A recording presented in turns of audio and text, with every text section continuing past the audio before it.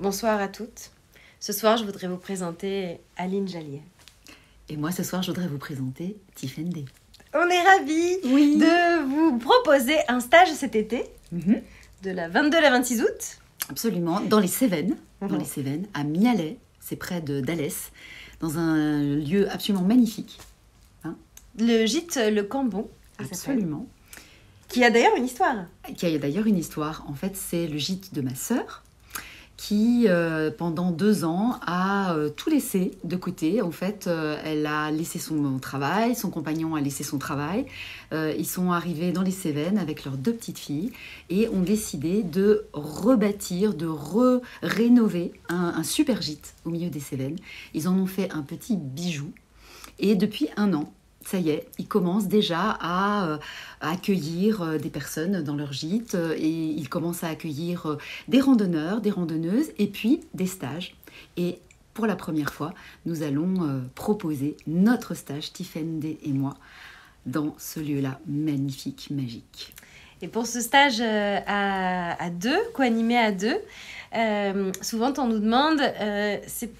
c'est pas clair, est-ce que c'est 3 jours, est-ce que c'est 5 jours, est-ce que c'est 4 jours? Alors, c'est vrai qu'au niveau communication, on n'a pas été forcément... Mais c'est parce que c'est compliqué aussi, il faut comprendre. Donc, c'est un peu les 3. C'est-à-dire, il y a 3 jours de stage plein, les 23, 24 et 25. Ouais. Sauf que on propose aux femmes, puisque c'est un stage non mixte pour les femmes, on propose aux femmes d'arriver... Donc la 22 en après-midi, puisque le soir, il y aura une première soirée avec moi qui jouerai pour vous un spectacle dans la ville à côté, à Mialet, au village. Donc ce sera à Compte-à-Rebours dans une version qui, comme ça change tout le temps, une version de l'été, etc., spécialement pour vous. Et puis ensuite, donc les 3 jours de stage. Et enfin, on vous propose de rester la matinée ensuite à Mialet ou de partir au cours de la matinée le samedi 26. Et donc c'est pour ça, il y a 3 jours pleins de stages, mais avec une soirée à vente et une matinée à vente aussi. Donc pour qu'on reste ensemble et que ce soit vraiment un temps partagé, vraiment de qualité ensemble. Voilà. Et en dehors du lieu qui appelle au repos, c'est vraiment un écrin de verdure. Moi, j'ai pas encore été sur place, mais rien que les photos, en plus avec... il y a la flore, mais il y a la faune aussi, puisque nous ne sommes pas seuls. Chez Élise, il y a 2 lamas, il y a des poules, il y aura mon chien, Cisco, qui est ravi de venir. Il y a un chat, je crois, et puis il y a... les oiselles, j'imagine. Les oiselles, bien sûr. Des moutons, des moutonnes. Et dans le petit ruisseau, il y a des poissons aussi. Des poissons, forcément des poissons. Et il y a, un petit ruisseau qui coule en contrebas de ce gîte, absolument magnifique, parce qu'il est dans les hauteurs. Et en contrebas, il y a un ruisseau dans lequel on peut se baigner avec les poissons. Extraordinaire. Et donc, ça chante que après la première soirée avec le spectacle, et puis une première rencontre, un premier repas, etc., on va vous raconter un peu ce qui va se passer pendant les 3 jours pleins de stage.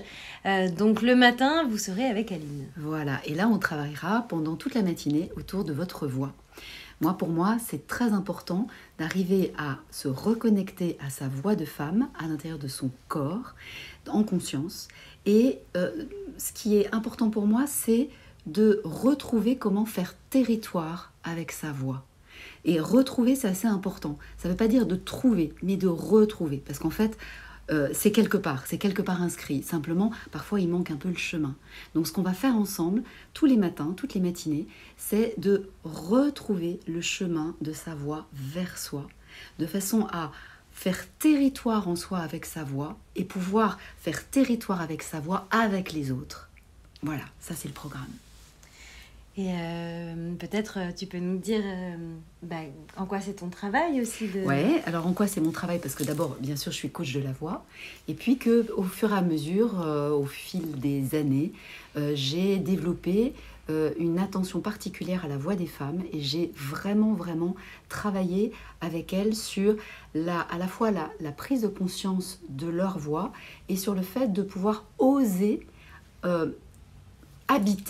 vraiment habiter sa voix pour pouvoir exprimer, pour que notre voix puisse être un outil d'expression de ce qu'on est, de qui on est, vers l'extérieur, mais en même temps de pouvoir être avec l'autre et vraiment soi. C'est-à-dire que souvent, je me suis rendu compte que les femmes pouvaient être très à l'aise avec leur voix lorsqu'elles sont entre elles ou lorsqu'elles sont à 2 personnes, mais dès qu'elles sont en groupe, dès que parfois il y a des hommes qui les regardent, qui les écoutent, dès qu'elles sont en représentation ou en exposition, tout de suite ça devient plus compliqué.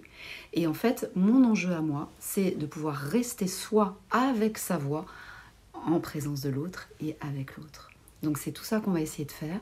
On va essayer de recomposer ce lien entre soi et sa voix de façon à pouvoir vraiment aller vers l'autre en toute confiance, oser et être vraiment en capacité de se déployer soi à travers sa voix en toute confiance en fait. Voilà, c'est ça que j'aimerais faire.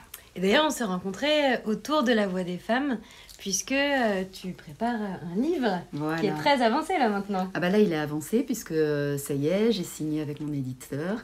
Le manuscrit a été envoyé, et donc je commence tout le périple du travail éditorial. Et ce livre-là paraîtra en début d'année prochaine. Il s'appellera Une voix à soi.